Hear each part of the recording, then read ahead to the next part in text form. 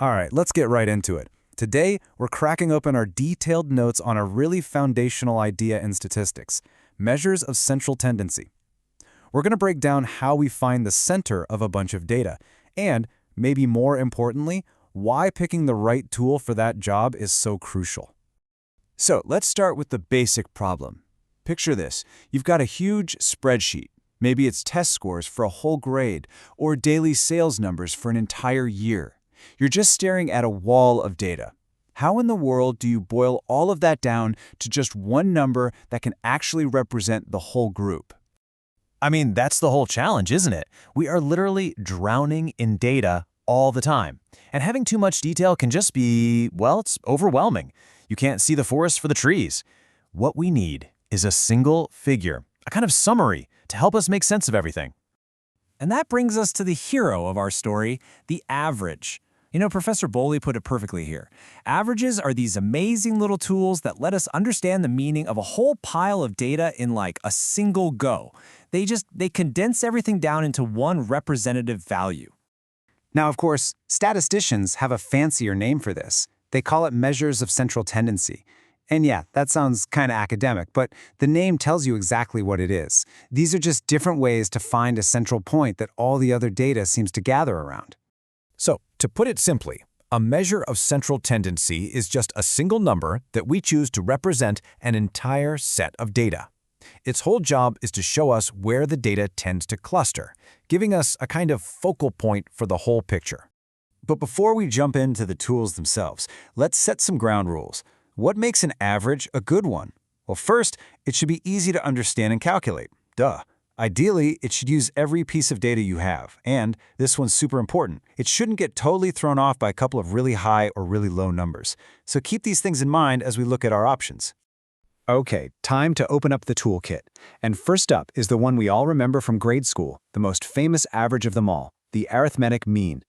And you know the definition, right? It's just so simple. You add up all your numbers and then you divide by how many numbers you have. It's classic, it's the go-to, and for good reason. Let's just walk through a really quick example. Let's say we've got the weights of 5 students here. First, we just add them all up. We get 275. Then, since there are 5 students, we divide by 5. And there you have it. The mean weight is 55 kilograms. See? Simple. So, how does the mean stack up against our checklist? Well, on the plus side, it uses every single data point, which is great. It's very clearly defined, and it's super useful for more advanced math. But, and this is a huge but, it gets really, really messed up by extreme values. We call those outliers. If one of those students weighed, say, 200 kilograms, the mean would shoot way up, and it wouldn't really represent the group anymore, would it? Okay, so we've got a problem with the mean. Those outliers can be a real headache. So what's our alternative? Well, let's pull out tool number 2 from our kit, which is designed to fix exactly this problem. Let's talk about the median. The median is all about one thing: position. It is the physical middle number in your data set. But here's the key phrase you absolutely cannot forget. After the data is arranged in order. You have to line everything up from smallest to largest, and the median is whatever's sitting right there in the middle. Let's see it in action. We've got these numbers 6, 4, 3, 7, and 8. The first most important step is to put them in order. So that gives us 3, 4, 6, 7, 8. Now we just find the middle one. In a list of 5 numbers, the middle is the third one, which is 6. That's our median. Half the numbers are smaller, half the numbers are bigger. And right here, this is the median superpower. It does not care about extreme values. If that last number in our list was 8,000 instead of 8, you know what? The median would still be 6. This makes it amazing for data that's skewed, like house prices or salaries. The trade-off? Well, it doesn't use all the information, right? It only cares about that one number in the middle. All right, we've got one more major tool to add to our notes. And this one, well, it thinks about the center in a totally different way. It's all about popularity. Let's talk about the mode. The mode is just the number that shows up the most often in a data set. That's it. Think about a shoe store. When they talk about the average shoe size, they're not calculating the mean of all the shoes they sold. They're talking about the mode, the size that just flies off the shelf more than any other. So finding the mode is usually pretty simple. If you've got a frequency table like this one, you just scan down that F column and look for the biggest number. Here, it's 4. And what value does that correspond to? 7. So the mode for this data set is 7. So the mode is super easy to get your head around, and just like the median, it isn't bothered by extreme values.